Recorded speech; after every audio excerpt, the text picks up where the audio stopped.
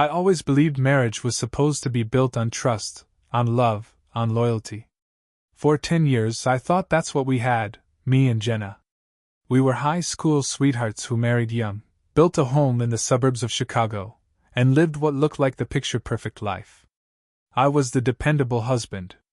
The 9-to-5 guy who came home every evening, kissed his wife on the cheek, mowed the lawn on Sundays, and paid the bills on time. I never saw it coming. I didn't think she was capable of doing what she did.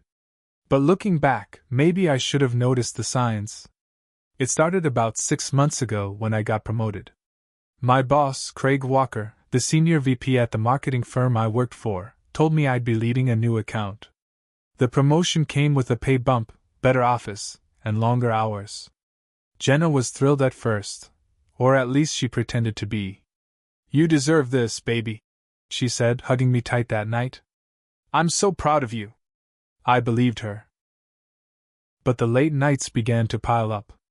I missed dinners, cancelled weekend plans. Jenna grew distant, and I thought it was just loneliness. I even encouraged her to take a part-time job to stay busy. She surprised me by saying she got a temp position, at my office, working under Craig. She lied. Not about the job, but about everything else. It wasn't immediate. At first, I was just happy she was around more. We'd drive in together some days, and it felt like we were reconnecting. But in the office, I began to notice how often she was around Craig's desk. I tried to brush it off. Craig was my mentor. He helped me rise through the ranks. He attended our wedding. I respected him. One afternoon, I walked into his office unannounced and found them laughing, her hand on his shoulder, too familiar, too comfortable. They pulled apart quickly, awkwardness hanging in the air like a thick fog. "Oh, we were just going over some files," Jenna said, cheeks flushed. "Yeah, nothing serious," Craig added, his voice too smooth. Something felt wrong, but I didn't push. I didn't want to believe what my gut was screaming. Everything changed the night of the company retreat. We had booked a weekend at a resort up in Wisconsin. Jenna insisted on going, saying it would be a nice getaway. I had to come late because of a last-minute client meeting. She went ahead with Craig and the team. When I finally arrived that evening, I couldn't find her. Her phone went to voicemail. I asked around and was told she was in her room. I knocked. No answer. Eventually, I used the spare key from the front desk. She was there, half-dressed, curled up in bed. Alone. But the second I stepped inside, I noticed the wine glasses, 2 of them. One still half full.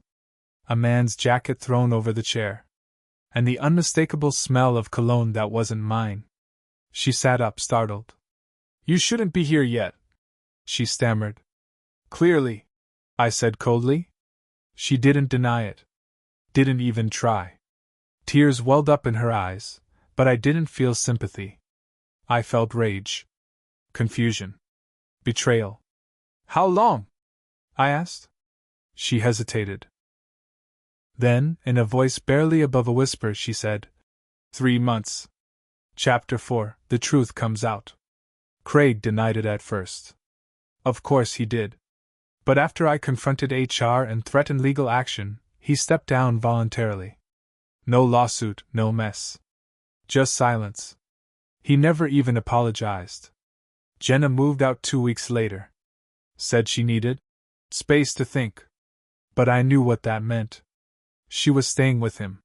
What tore me up wasn't just the cheating, it was how easily she replaced me. The woman I thought would grow old with me had tossed away a decade for a man who made her laugh in the office.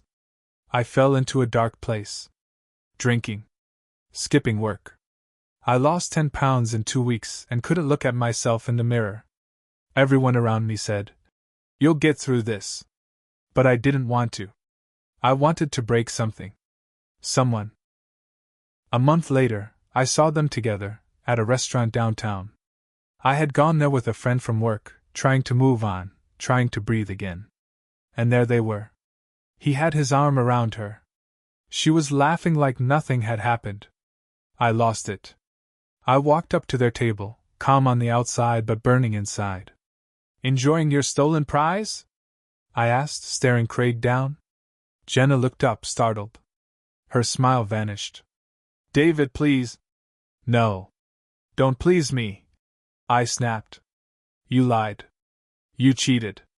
And now you're parading it in public like it's something to celebrate. Craig stood up. Back off. This isn't the time. I laughed bitterly. You slept with my wife while calling me your rising star. Tell me, how does that make you feel? Like a man?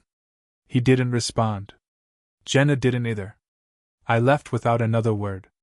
Chapter 6: The Healing. The worst part wasn't that she cheated. It was that she chose him. And in the weeks that followed, I asked myself why. Was I not enough? Did I stop making her feel loved? Did I stop noticing her? Eventually, I realized something. Her cheating wasn't about me. It was about her. Her insecurities. Her boredom. Her need for attention. I started going to therapy. Took time off work.